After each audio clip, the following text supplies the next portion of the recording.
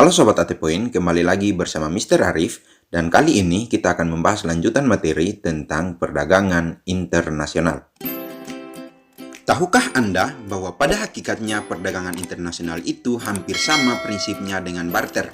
Nah, di mana letak persamaannya? Mari kita ulas bersama-sama dalam teori perdagangan internasional. Nah, sahabat AT Point, perdagangan internasional terjadi karena adanya perbedaan keunggulan antara negara yang berdagang. Ada dua keunggulan di bidang perdagangan internasional, yaitu keunggulan mutlak dan keunggulan komparatif. Keunggulan inilah yang melahirkan teori perdagangan internasional. Teori perdagangan internasional yang pertama adalah teori keunggulan mutlak dari Adam Smith. Menurut teori ini, dengan melakukan spesialisasi pada produksi barang yang produktivitasnya lebih tinggi dibandingkan dengan negara lain, sebuah negara akan memperoleh manfaat dalam perdagangan internasional. Nah, sebagai ilustrasi untuk teori ini, coba perhatikan peraga berikut. Seperti yang Anda lihat, ada dua tabel, yaitu tabel A dan tabel B. Nah, kita awali pembahasan kita dari tabel A yang menunjukkan hasil produksi kursi rotan dan kalkulator oleh Indonesia dan Jepang sebelum spesialisasi. Pada tabel A, kita bisa melihat bahwa Indonesia memiliki keunggulan mutlak atas Jepang dalam memproduksi kursi rotan karena satu unit faktor produksi di Indonesia mampu memproduksi 40 kursi rotan, sedangkan Jepang hanya mampu memproduksi 20 kursi rotan.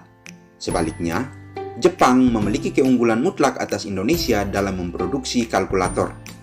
Satu unit faktor produksi Jepang mampu memproduksi 20 kalkulator, sedangkan Indonesia hanya mampu memproduksi 8 kalkulator.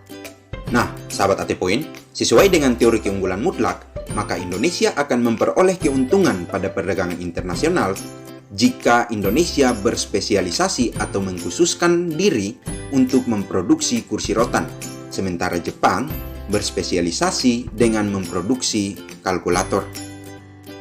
Artinya, Indonesia akan memproduksi lebih banyak kursi rotan jika faktor produksi yang memproduksi kalkulator dialihkan untuk memproduksi kursi rotan. Hal yang sama terjadi dengan Jepang yang memproduksi lebih banyak kalkulator jika mengalihkan faktor produksinya dari memproduksi kursi rotan. Perhatikan tabel A dan B yang menunjukkan hasil produksi sebelum dan setelah kedua negara melakukan spesialisasi. Kursi rotan yang dihasilkan sebelum spesialisasi adalah 60 buah, dan setelah spesialisasi menjadi 80 buah. Dari tabel B terlihat ada penambahan 20 buah kursi rotan yang merupakan keuntungan.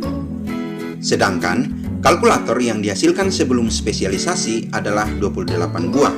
Dari tabel B terlihat jumlah kalkulator setelah spesialisasi menjadi 40 buah. Dengan demikian, ada tambahan 12 buah kalkulator yang merupakan keuntungan.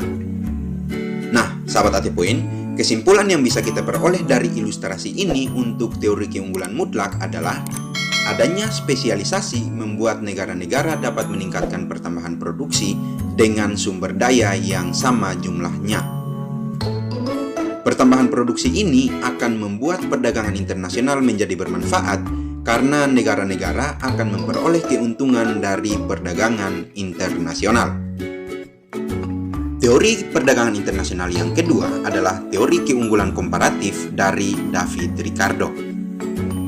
Menurut Adam Smith, selaku pencetus teori keunggulan mutlak, suatu negara akan memperoleh keuntungan hanya jika memiliki keunggulan mutlak. Pendapat tersebut kemudian dilengkapi oleh murid Adam Smith, yaitu David Ricardo, dengan mengatakan bahwa perbedaan keunggulan komparatif juga dapat memberikan keuntungan terhadap suatu negara.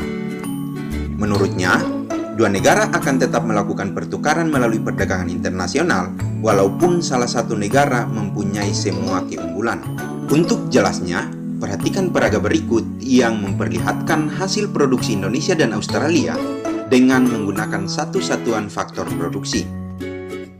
Pada peraga tersebut, terlihat bahwa Australia memiliki keunggulan mutlak dalam memproduksi wol dan katun dibandingkan dengan Indonesia.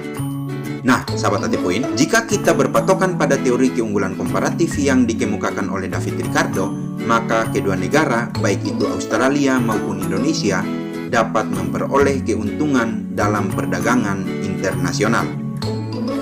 Bagaimana ceritanya dan bagaimana caranya?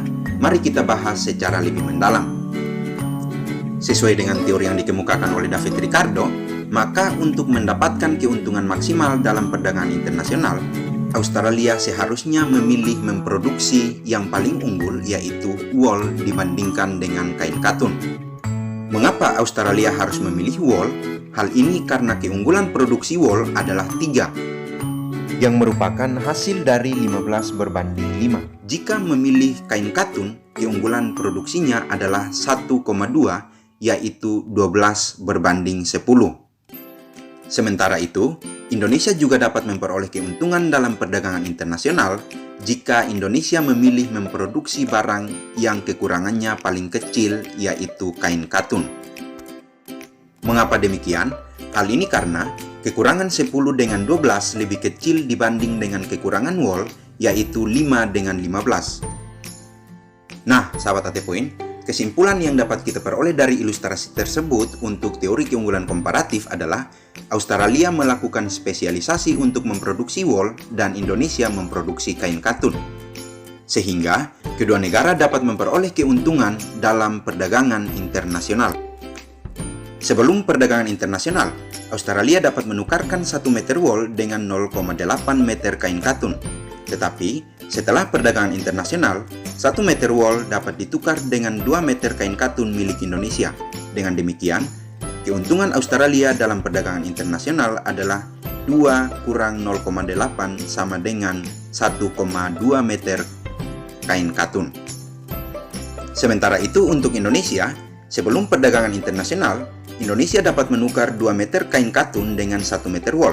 Setelah perdagangan internasional, 2 meter kain katun dapat ditukar dengan 2/0,8 sama dengan 2,5 meter kain wool yang dimiliki oleh Australia.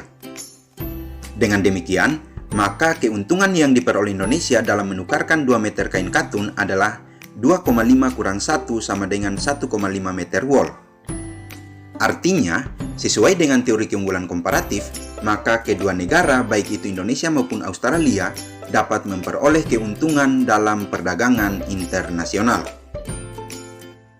Demikian pembahasan kita kali ini tentang teori perdagangan internasional. Akhir kata, terima kasih, semoga bermanfaat, dan sampai nanti.